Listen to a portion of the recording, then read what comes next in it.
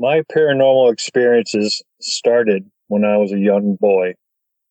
I grew up in the Northwest Hills of Connecticut. My name is Chris Reinhardt, and I am a building superintendent by trade. My first paranormal experience, I guess we'll start there, happened when I was probably, I would say, 3 years old.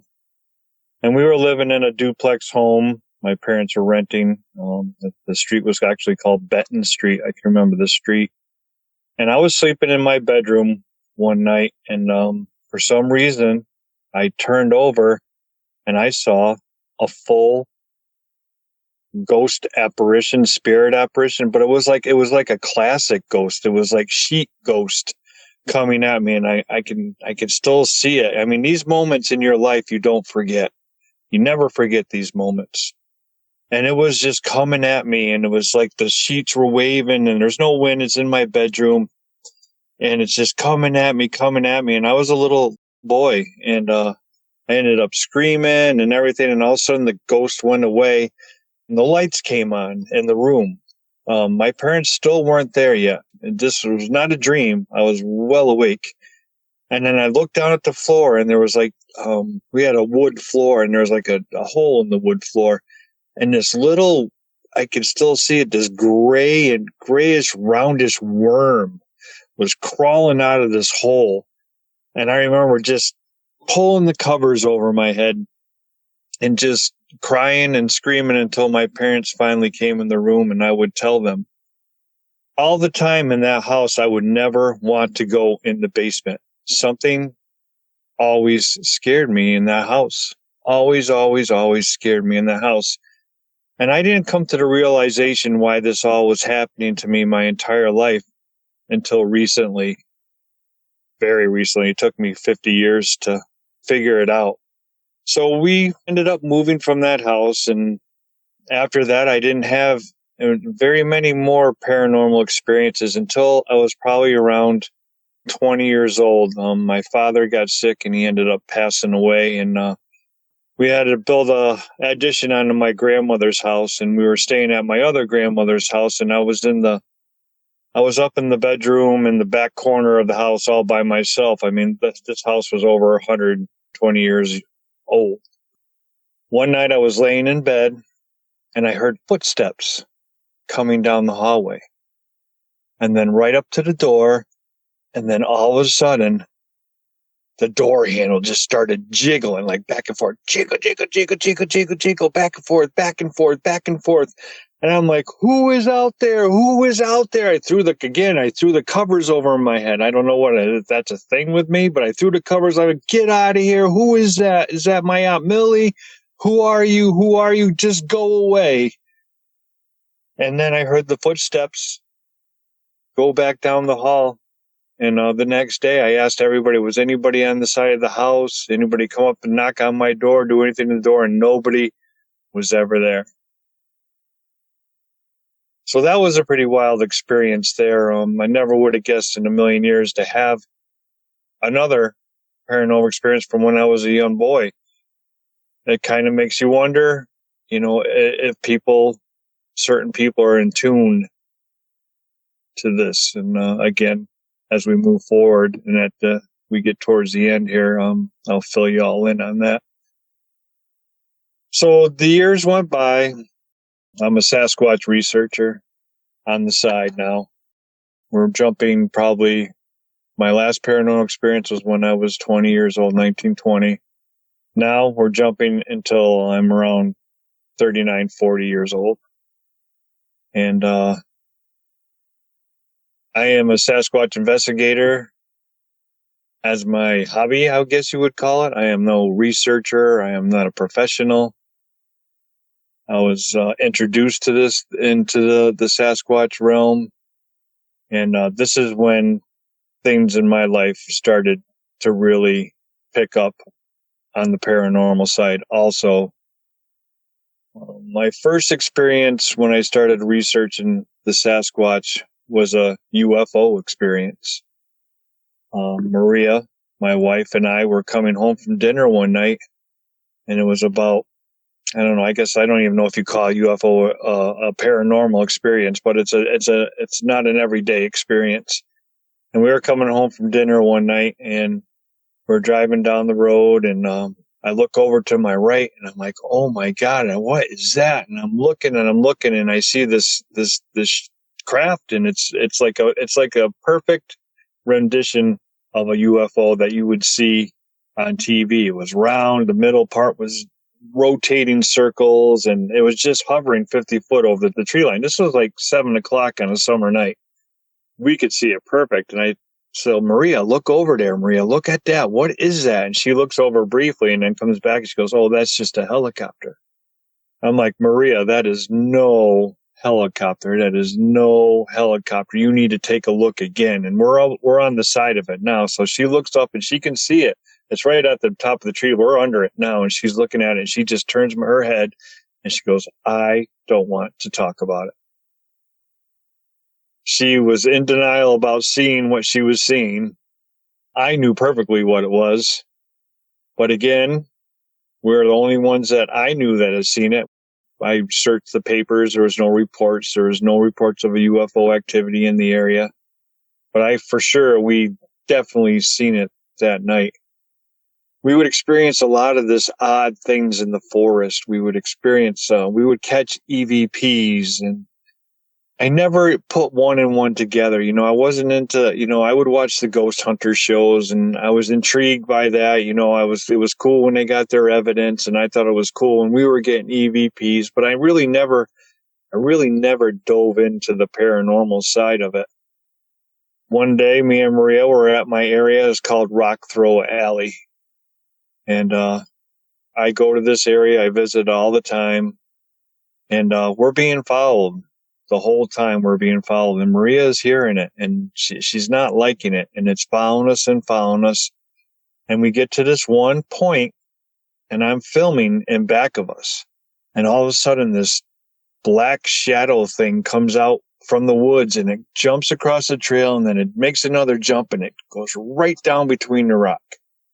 Now, we didn't see this at all until I came home and reviewed the footage, but Maria was already a little freaked out over the situation at hand of us being followed. She knew what I was doing, and she's very supportive, but I guess she didn't believe it that they were there or believe something else was out there in the forest until she had this experience that day. And when she saw that shadow creature jump behind that rock wall or whatever, I think it was just a big rock, big stone. She has never been back in the forest again. Ever. She says when she walks by the woods outside our house here at our place, she says she feels eyes upon her. And I guess me going out researching for the Sasquatch and kind of ruined the forest for her because she always used to go hiking by herself. She would never even think twice about it. But now she never does it.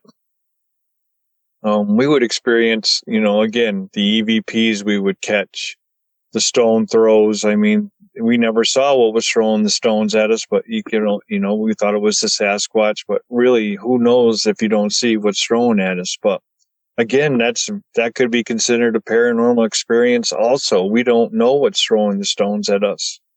You could only go by what, you do your investigating on and your research, and, you do your due diligence and come up with your own ideas. And again, as we move forward here, this is all, again, in my opinion. I am just sharing my interactions that I've had in the forest and abroad.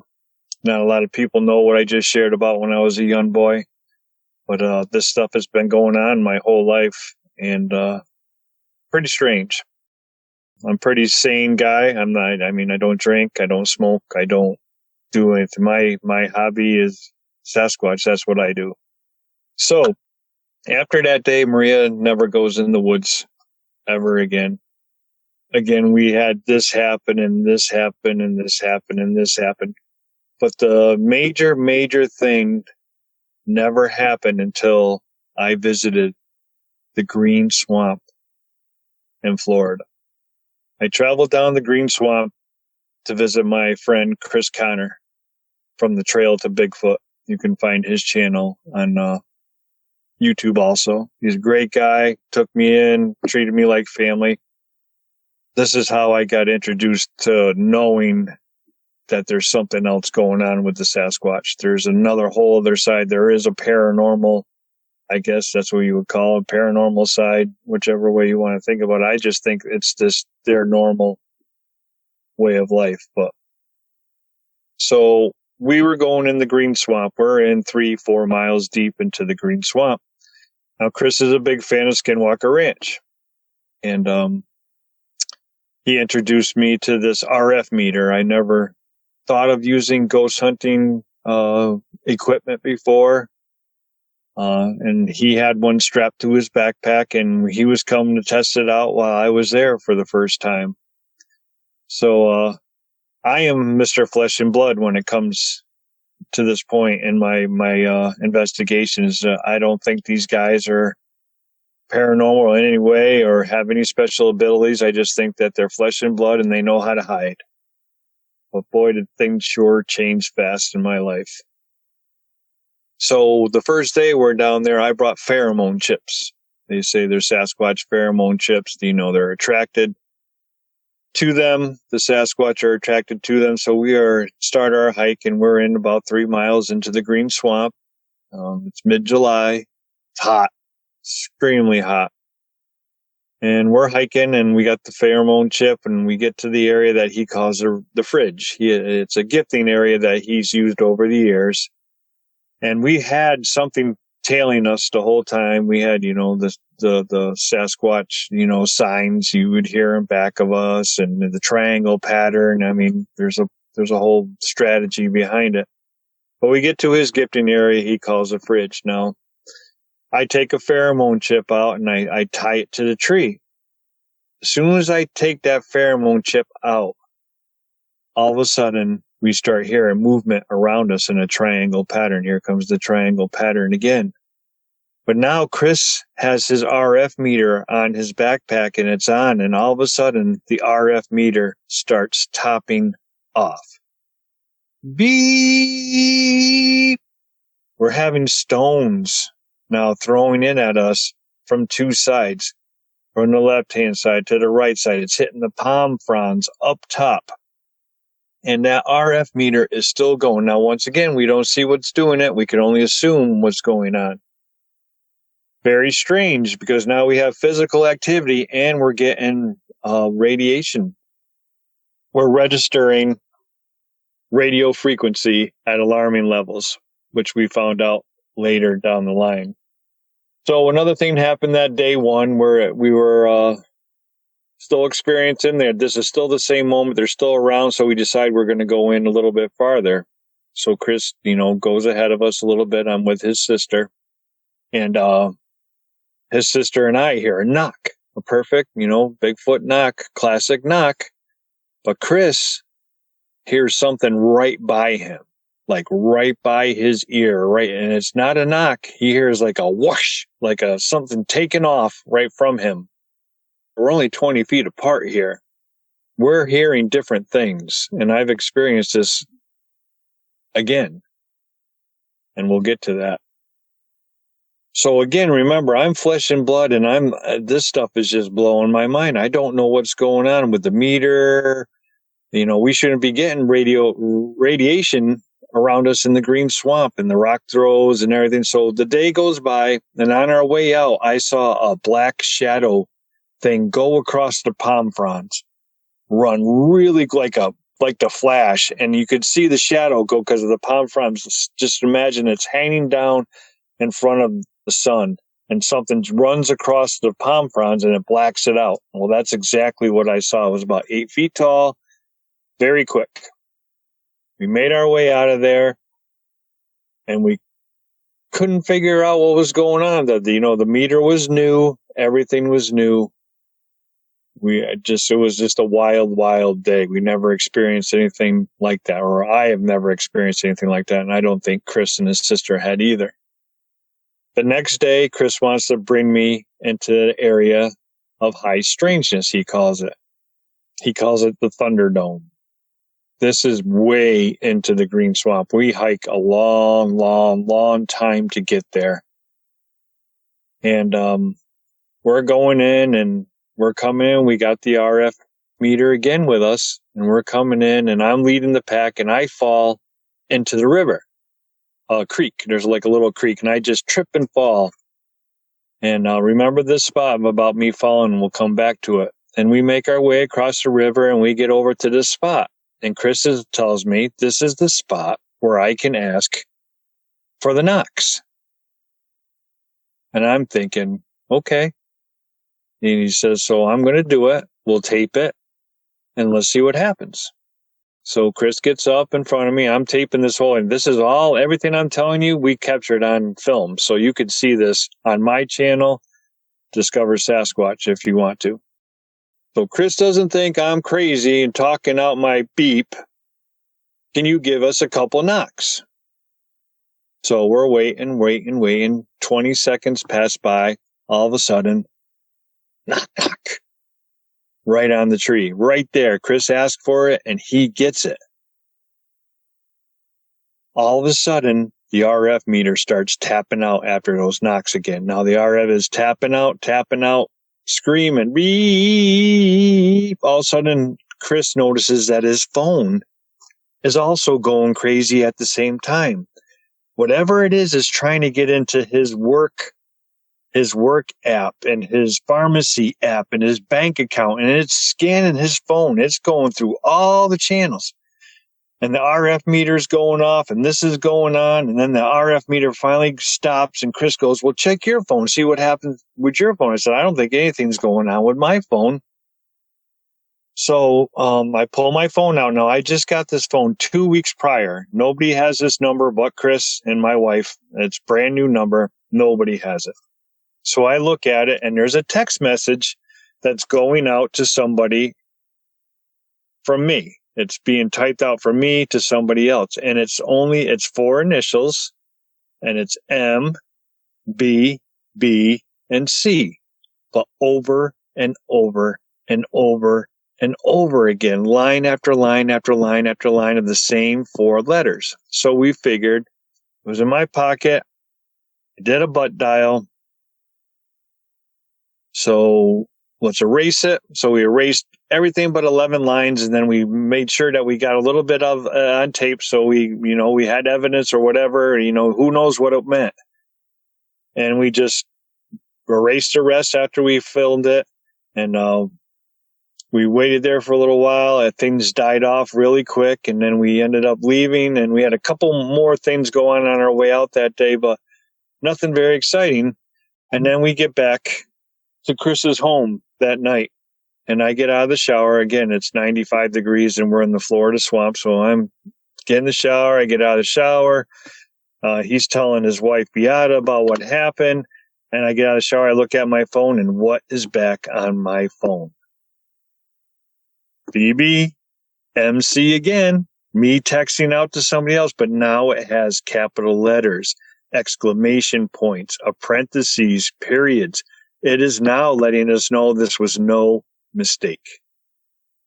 No mistake whatsoever. And Chris and I are still perplexed. We could not figure out what this meant. What is this? Is it Morse code? Is it some kind of ancient code? We could not figure it out. He calls his wife over to show her what it is, and she's like, can you figure out what's going on? And she goes, I know exactly like that. And Chris and I's jaws just dropped to the floor. We're like, what are you talking? How can you just know instantly like that? She goes, Mark, Betty, Beata, and Chris. The 4 initials of the 4 first names of the 4 people that have been in the green swamp the last 10 years searching for the Sasquatch. Boom. That is when it all, I just got the shivers up and down. That is when it changed for me. I was like, oh my goodness, what is going on? This is crazy, crazy, crazy. So we're still reviewing the footage. I mean, we're excited now. This is like, what is going on? What is going on? What is going on? And we're still going through the film and the files and all that. And I'm sorry, here we go again with the stuttering, and I get all wound up. I'm gonna take a little pause here and catch my breath before I get so excited when I talk about this stuff. It's like unreal. So we're reviewing more footage. See, that's easy. Once I take a little break, I can spit it out a little better. We're reviewing more footage. And remember the time when I told you I fell into the swamp? Well, we caught an EVP. And it says, "Hey, look, it's Chris," in a southern draw. Now, there were two Chris's there. I was leading. I was the one that fell in the swamp, and Chris Connor was in back of me. Were they talking about me because I fell into the swamp, or were they talking about Chris because he's always seen in the swamp? Southern draw, perfect. And you can see that it's called the Veil interview on my channel, Discover Sasquatch. And a southern draw just goes, "Hey, look, it's Chris." So now you add that on to the phone messages and asking for the knocks. And now I have a whole total new outlook on what's going on in the forest. This is way too much not to be the real deal. But you still have it in the back of your head, okay, this is just something that happened. And, maybe it'll never happen again. So let's move ahead now. Let's go 2 weeks later. Back in Connecticut. I have a friend come down from Massachusetts. He wants to go to my area, Rock Throw Alley. I bring him down. He meets us. Two of my team members are with me, Shayna and Michael. We have 4 of us head into Rock Throw Alley. So we're going up Rock Throw Alley, and Shayna and Michael go, "Are you sure we're in the same area?" Because we were just there the week before, and we caught mouth pops and a bunch of good stuff. And I'm like, "Yeah, we're this is the same area." He goes, "It just doesn't seem like it's the same area." Well, that's a phenomenon that has gone on. When these guys are around, it's like you're in a whole different world. And I'll refer to that as we go along too in other cases. So we make it all the way to the top of the mountain. We had stones thrown at us on the way up. That's typical Rock Throw Alley. That's how it's got its name, Rock Throw Alley. On our way to the top, we're almost to the top, and the guy that's with us from Mass, all of a sudden, in his pocket, YouTube turns on. Videos start playing in his pocket. His phone is now, something's got his phone again. Here goes the phone thing again. I'm like, what is going on with the phone thing? So we get all the way to the top of the mountain, and we're eating our lunch, and we're just relaxing. And I decide to go live Facebook on my group on Facebook. And I get up and I go over to this little fire pit area that's up there that I show all the time, that, there's usually like broken sticks left on the side of. There's never a fire in it, but it's made to look like there's a campfire up there. It's very, very cool area that I'm in. This is my area. This is the high strangeness area at the top of this mountain. So I bend over and I put my finger, and I'm bending over into the little fire pit, and I'm pointing at the rock. And as soon as I put my rock on there, my finger pointing at the rock, all of a sudden in front of me, shoo, shoo, boom, a rock comes and it hits the front of the fire pit. Now, everybody in my Facebook there was watching, and they all see the rock coming on. Everybody's like, "Oh my God, that was a rock. Where'd that rock come from?" And everybody else is in back of me that's with me, and they're like, "What was that? What was that?" I'm like, "A rock just came and hit the thing." All of a sudden, we're getting rocks on the right-hand side, on the north, east, south, west. We got rocks coming at us. Not many rocks. I mean, one from the south, one from the north. And we're recording all this, and it's all being recorded. And all of a sudden, Michael remembers, get the RF meter out. We get the RF meter out again, and what happens? The RF meter tops out for 15 minutes. Pinned. We have tested it with the phones on, the airplane mode, everything. Nothing would keep this thing pinned for 15 minutes while we're having physical activity again with the stone throws. What is going on with this? Scratching our heads again. We got dog barking going on at the bottom of the hill. There's no dogs up there. It was another crazy day, just like we had in Florida. This was kind of like the exclamation point on everything for me. Now I am thinking 360 degrees from what I was 3 weeks earlier. I went from flesh and blood to there's something else going on in the forest. Is this paranormal activity? I don't know. We cannot tell. Is Sasquatch half paranormal? Do they come and go? What goes on? I can't tell you any of that. I can only tell you this, and I'm counting this as paranormal experiences because we don't know what's going on, and that's the study of paranormal. We don't know what's going on. We don't know what's doing it. So these are crazy experiences, but I believe that it's the Sasquatch and the other side of the Sasquatch that is doing this. So that changed everything for everybody in my group, and that changed for my friend up from Massachusetts. It changed the way he looked at it. No longer are these guys flesh and blood. There's something else, and there's something else to them. There's something else special to them. That's when things started getting really, really interesting. Really, really interesting for me. And we started catching more EVPs. There's another area that we have. It's called Up the Road. It's from up the road from my area, Larry's, and that's how it got, the name Up the Road. We caught EVPs up there that we were 10 foot apart, and the guy in back of me is hearing, "Hey," and I'm 10 feet in front of him, and I don't hear it. We take like 10 more steps, and then all of a sudden I hear, "Hey." And he doesn't hear it. We're hearing two different voices, the same word, and we're only 10 feet apart, and we're both not hearing it, but the audio recorders are picking up the whole thing.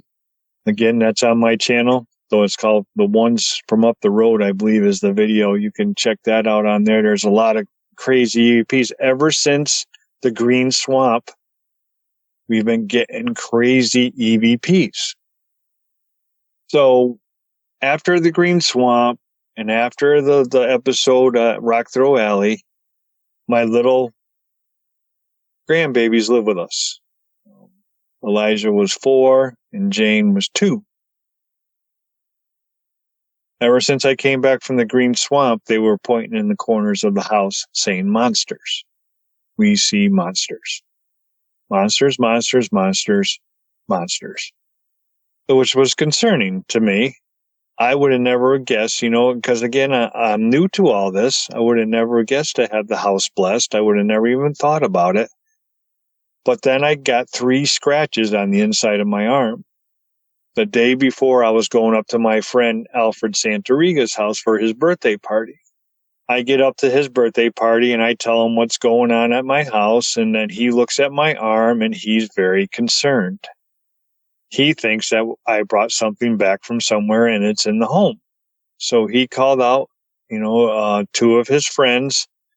They're actually exorcists. They do exorcisms. They did him a favor by coming to my home and blessing it. And it worked. I would have never guessed in a million years it was going to work. Even my wife, Maria, she goes, the house seems so much lighter. There was no more monsters in the house. And in my office, we have a cat. The cat would never come into my office. I am on the phone that day, on the phone in my office, talking to Al, thanking him for having them come to the house. And who comes in my office and jumps up on my lap? My cat. He has never been in this office ever. So they said there was nothing evil here, but we went across somewhere where we weren't supposed to walk across. It was either, I don't know, cursed land or something bad happened there, or Native American. It was a Native American attachment or whatever it was.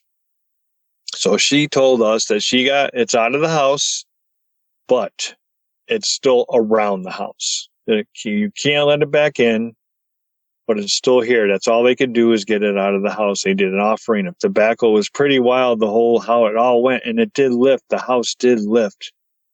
And it was a good thing, because I was concerned about the babies, and I was concerned about the 3 scratches, because everybody says, the 3 scratches means it's demonic, and that wasn't part of it. But again, now we had the weird things going on in the house, the attachment from the green swamp, where all that stuff went down, and now it was in the house, and now we had that taken care of, and now it's on the outside of the house. So things are good again. We're feeling better about things. And so we go along. We're moving along a little bit farther and down the line here. And I'm sorry if I'm jumping from place to place. I want to try and fit all this in the time that we got here. So again, if you guys ever have any questions, I'll leave my email address, and you guys can email me any questions you want. So down the line, how do I approach this now?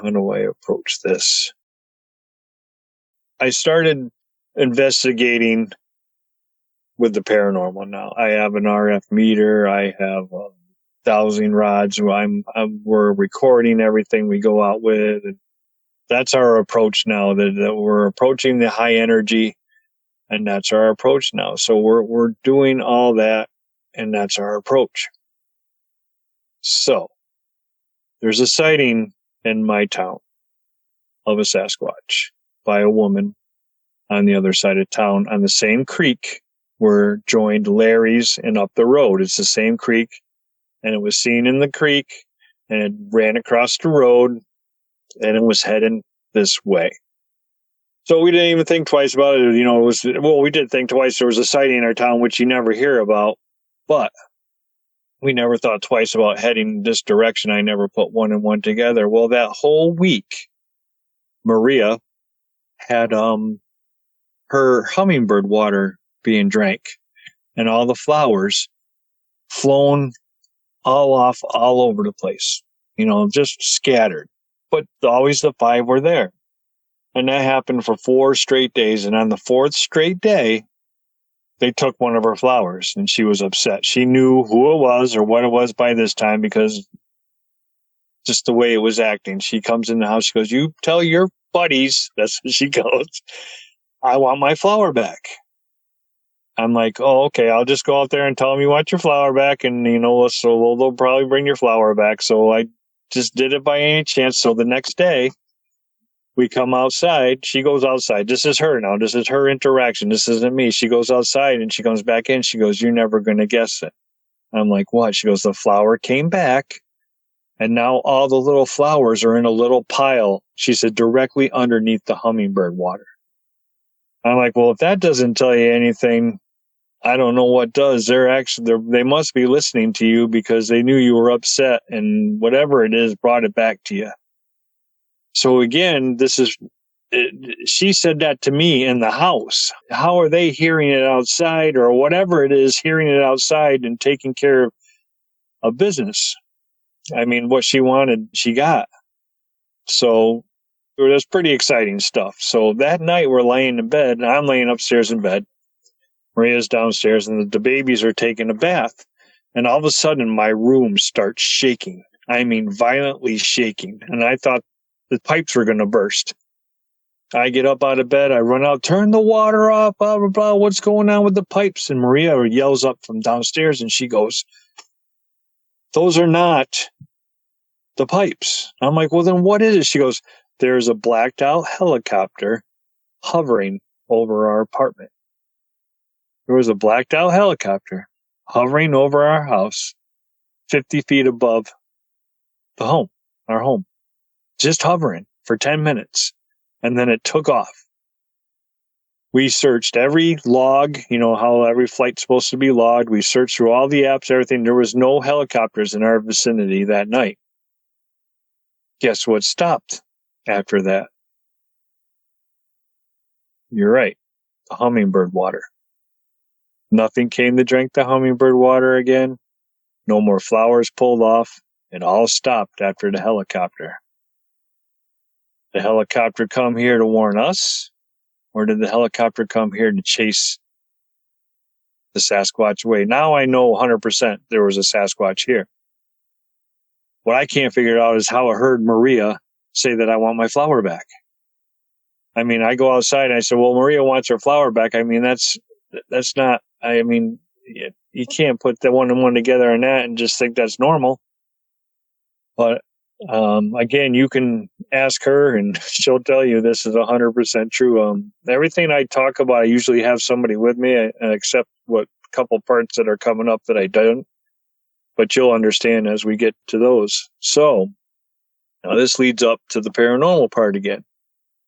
You know, about, I don't know, 4 or 5 days pass, and I just started meditating. That's why I added that into my arsenal, you know, just to come peace with myself and to come peace with the forest. And now that I know there's an energy out there, I just want to become, you know, closer to that energy. And people said to start meditating. So I start meditating. And I'm meditating and I'm asking, can you guys give me a sign that you're still out back, or did the helicopter chase you away? Now, this is in my meditation. This is the part that I can't tell you.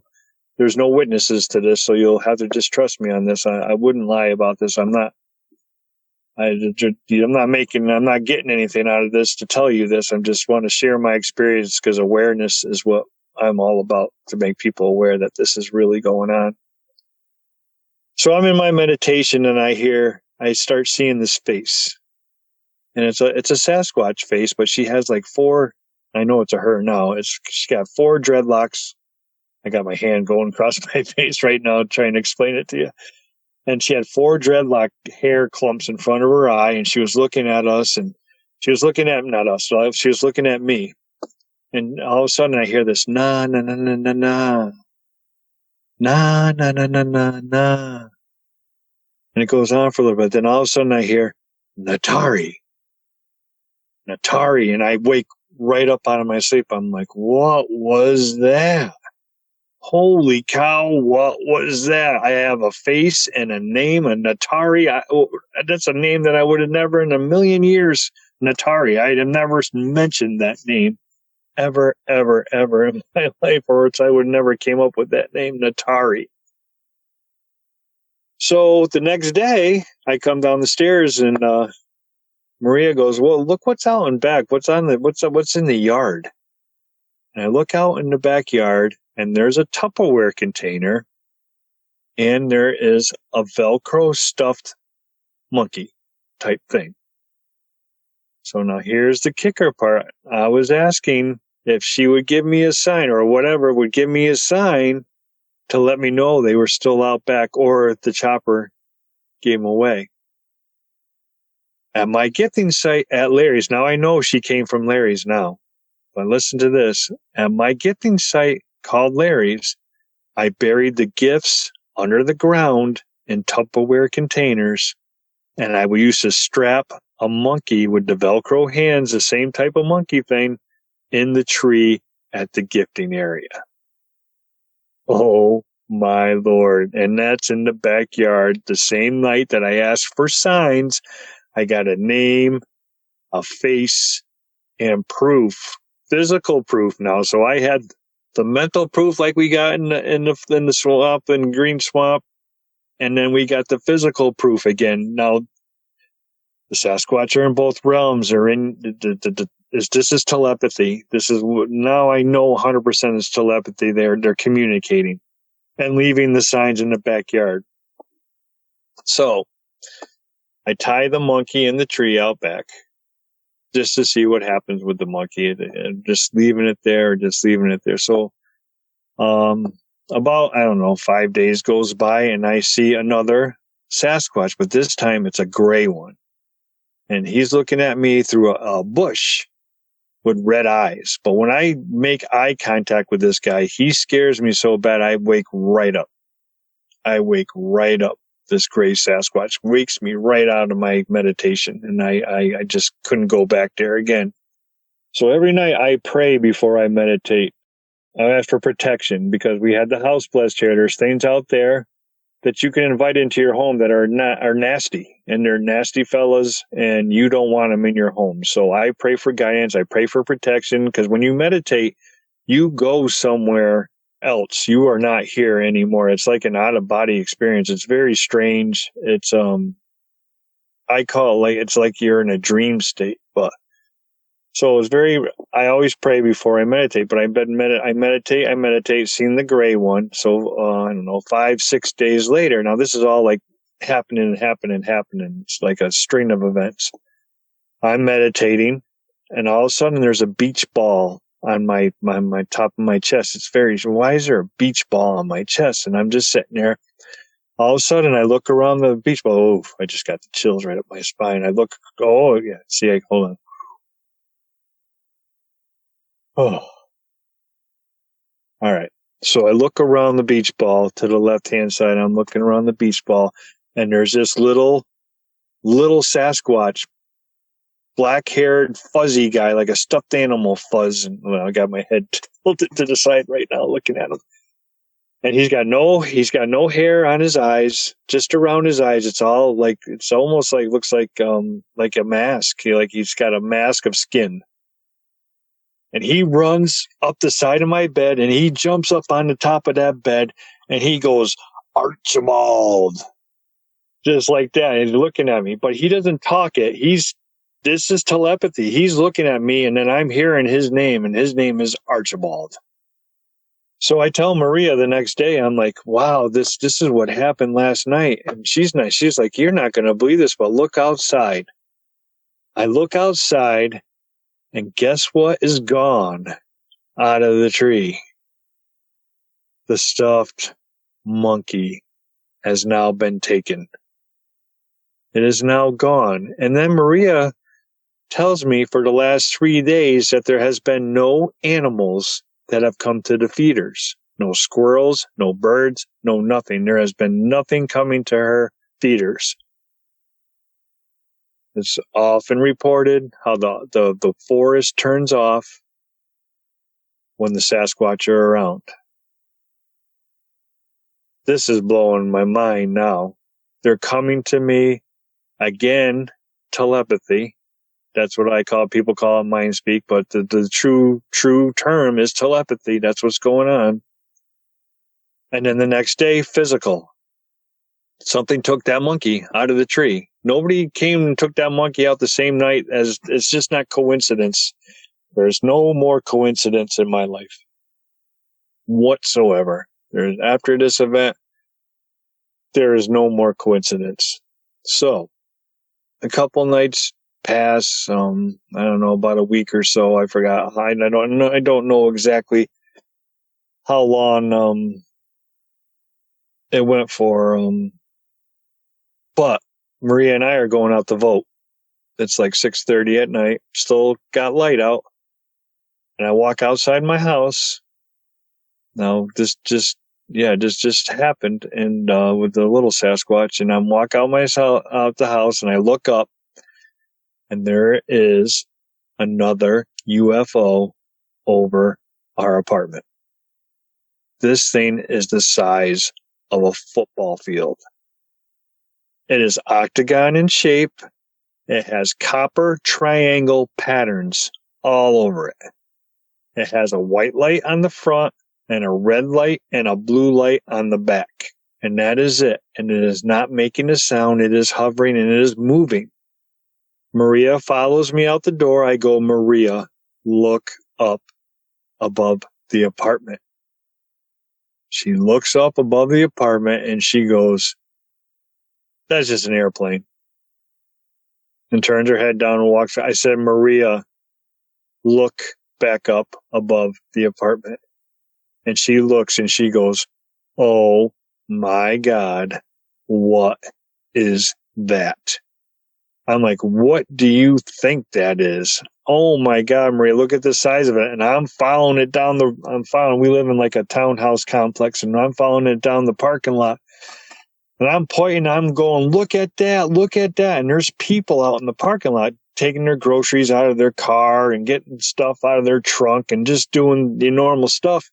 And me, Maria, and myself were pointing up at the sky going, look at that, look at that. Oh my goodness, look at the size of that.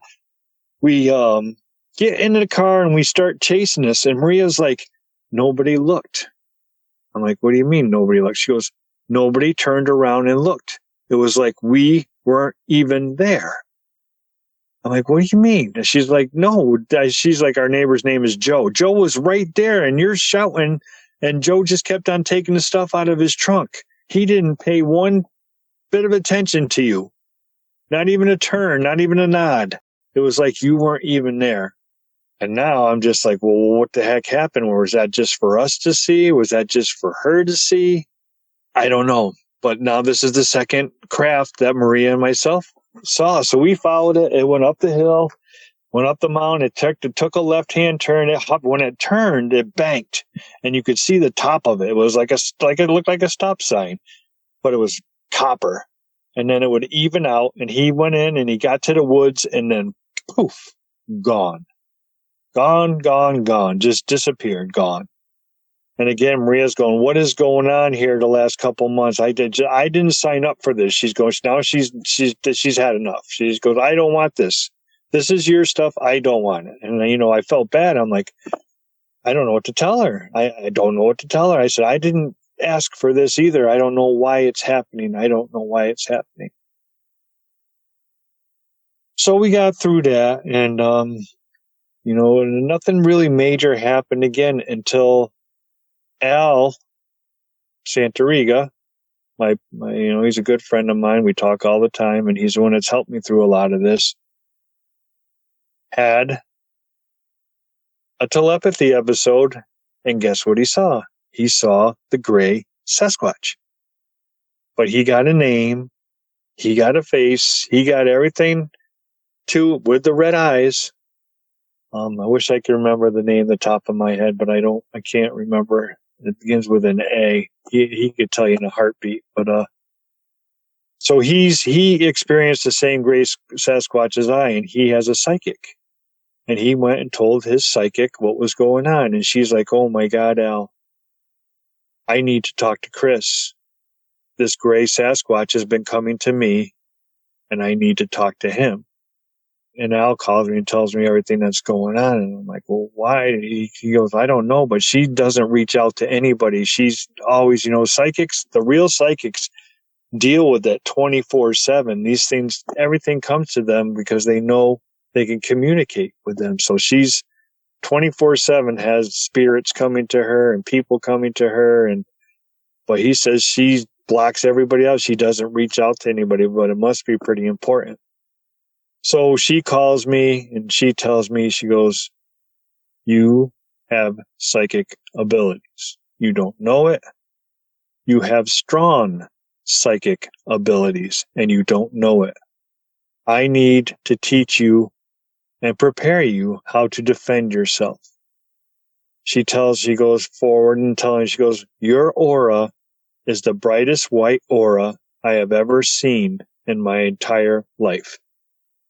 There is so much energy coming off of you, I could barely talk to you. And I'm like, come on, what does all this mean? She goes, you are a beacon in a world of darkness for everything. She goes, they can see you from a mile away. And now that you have tuned in to their world, they're going to come and start seeking you out on a regular basis. And I need to start teaching you how to protect yourself. And then there's a message that the gray Sasquatch has for you, but you're not ready for it yet. So now things are like really strange. That's strange. Have a woman that you don't even know that, believe me, I tested her. I mean, she told me things that nobody knows. Nobody knows, and she knew them. And I was like, holy cow. This stuff is real. These experiences are real. I don't know. I'm not going to pursue being a psychic medium. I have no I don't know how to explain it, but I just want to investigate. I don't know if I want to take it to the extreme of that. But this is all real. This is all what's going on out there. This is the other side of Sasquatch. And if you're in long enough and you're in deep enough into it, this stuff will expose yourself. Is it paranormal? Sure is, because we don't know what it is. We don't know what it is. It's exciting. It's scary. Well, now I know why I've had these experiences all my life, because of what she told me. They're attracted to you. And then they became more relevant in my life once I started diving into the other side of the Sasquatch and accepting the other side and the paranormal side of it. So that's most of my experiences I've had throughout the years. I mean, I've had a coyote leg left at my back door when I got sick with my stomach surgery. That was a gift from the Sasquatches. I couldn't make it back up to my gifting area because I was out of the hospital. I was in the hospital and then out for a month. So one day I woke up and there was a coyote leg at my back door, freshly ripped off the dog. I know it's pretty gross, but it had blood and everything all over it, and it was right at the back door. Maria witnessed that. There's a structure now 50 yards from my back door in the woods. There's a structure there, TP structure now. You can see both of those on my channel also. Catching EVPs. I caught an EVP at Rock Throw Alley. I think my hour's pretty close, so I'll just try and throw a couple more in here. I got out of the car. I always have audio running, like I told you now, and I got out of the car and you hear, help. And then about an hour and a half up the trail, again, on the recorder, you hear again, help. But it's farther away, but it's the same voice. And I play it for Al again, Alfred Santoriga, and the Squatch Father, if you don't know who he is. And he goes, what's the strange part about that? And this is why I love Al, because he's been around this stuff so much. He helps me so much. It's crazy. He goes, whatever that was, followed you up the trail. Followed you guys up the trail an hour and a half. And I'm like, oh my God, Al, you're right. I never would even have thought of that in a million years. What was it? I don't know. But as soon as we got on the trail, we heard that help. And then an hour and a half up, we heard it again. We're just catching all these things. I've had another moment up the road where we found a 4-print trackway, and it was like 95 degrees, and we're getting mayflies and deer flies are eating us alive. And when we found the 4-print trackway, the whole woods shut off again, and it was like it cooled down and there was no more bugs. The guy that was with me, he goes, are you sure we're in the same forest? This was another episode like Shana and Mike had at Rock Throw Alley, that when we were having interactions with the Sasquatch, it felt that we were in a different place in a different time than we were used to. If anybody has this phenomenon, I'd love to hear from you too, because I think this is part of their world also. I think I'm pretty close to my experiences here. I'm sure I have more to share if I could remember them, but I think that's going to be enough for now. Hopefully I can come back another time as we go down the road, and I'm sure there will be more experiences. I've decided to pursue traveling across America to these high strangeness areas and filming. So I believe that you're tagged, like I said before. And I think, certain people are meant to experience certain things. And now, with the way the psychic reached out to me and what I've learned over the last few months, I believe that's 100% true. I believe that you are chosen to experience it, and you're a magnet to it. And I just hope, if that's the case in your case, you be safe about it. And, that's what I hope for everybody. Just, be safe, be aware that this is going out in the forest. And if you search for it, it could happen to you.